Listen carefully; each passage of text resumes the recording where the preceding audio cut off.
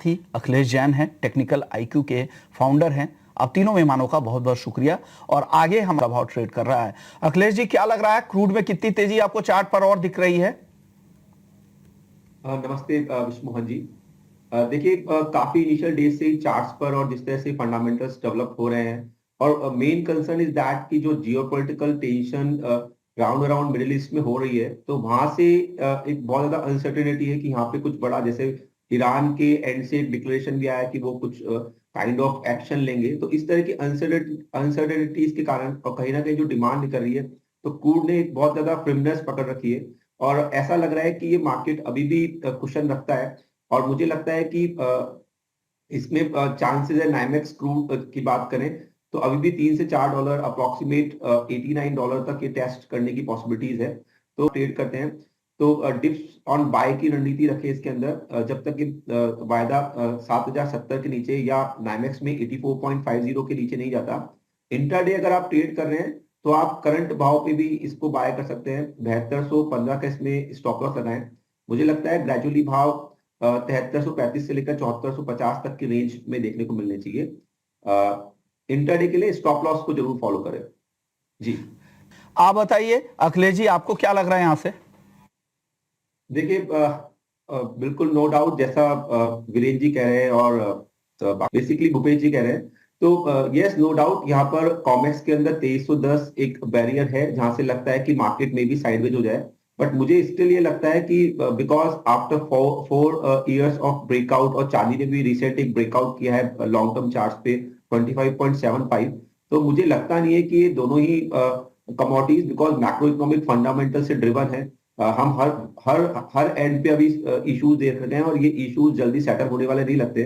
तो temporary correction आ सकते हैं, लाइक 2310 के आसपास से गोल्ड में थोड़ा दबाव आए और वो अप्रोक्सीमेट 2235 तक की रेंज में चले जाए, या सिल्वर में करेक्शन आए और 25.75 के आसपास चल जाए। बट मुझे लगता नहीं है कि इन दोनों कमोडिटी में बहुत बड़े करेक्शन की गुंजाइश है। इंट्राडे भी अगर आप ट्रेड करना चाह रहे हैं तो मुझे लगता है 200 के आसपास कहीं पे मिलता है, तो वहां पे भी डेफिनेटली बात है, एक बार बाय करना चाहिए। 69,000 के इसमें स्टॉप लॉस लगे। मुझे लगता है कि एक बार वहां वापस से 70,000 के आसपास जून वायदा देखने को मिलना चाहिए। वहीं चांदी में भी आप बाय ऑन डिप्स की रणनीति रखें, बिकॉज इवनिंग के अंदर नॉन फर्म पेरोल के डाटा है, तो यस वॉलिटिलिटी रह सकती है मार्केट के अंदर। स्टिल आप 78,600 के आसपास ऑलरेडी आता है चांदी, तो वहां पे बाय करिए। 78,400 के स्टॉप लॉस लगाइए। मुझे लगता है ग्रेजुअली वापस से भाव एक बार 80,000 की टेरिटरी को टेस्ट करनी चाहिए।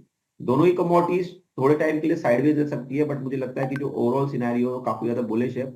अभी इस तरह का जो मैक्रो इकोनॉमिक कंडीशंस बने हुए हैं, तो बाय ऑन डिप्स की रणनीति रखे अगर इन्वेस्टमेंट प्रोस्पेक्ट है तो। ओके, यानी जिस तरह के मैक्रो कंडीशन इनको लग रहा है कि यहाँ से बहुत ज्यादा गिरावट नहीं आएगी, हल्की गिरावट आएगी, वहां पर आपको डिप में खरीदारी के मौके देखे।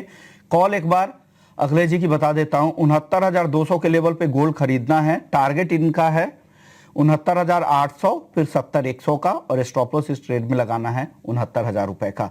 और चांदी 78,650 के आसपास आपको खरीदनी है, और इसको होल्ड करें 80,100 तक के लेवल के लिए, और 78,400 का इस ट्रेड में स्टॉप लॉस भी जरूर लगा लीजिएगा। चलिए मेटल्स की बात कर लेते हैं। मेटल्स, देखिए, मेटल्स अभी एक रन अप चल रहा है, और यस अभी सारा की मेटल पैक पोजिशनली अगर देखें तो फिल्म है।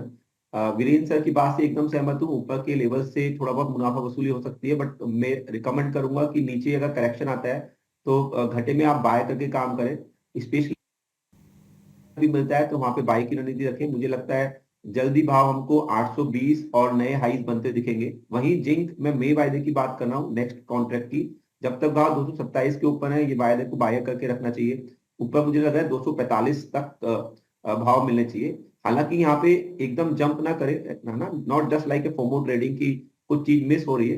एक एक स्ट्रेटजी बनाए, थोड़ा बहुत घटा मिले तो ही वहां पे बाय करें। अपने स्टॉप लॉस का जरूर ध्यान रखें।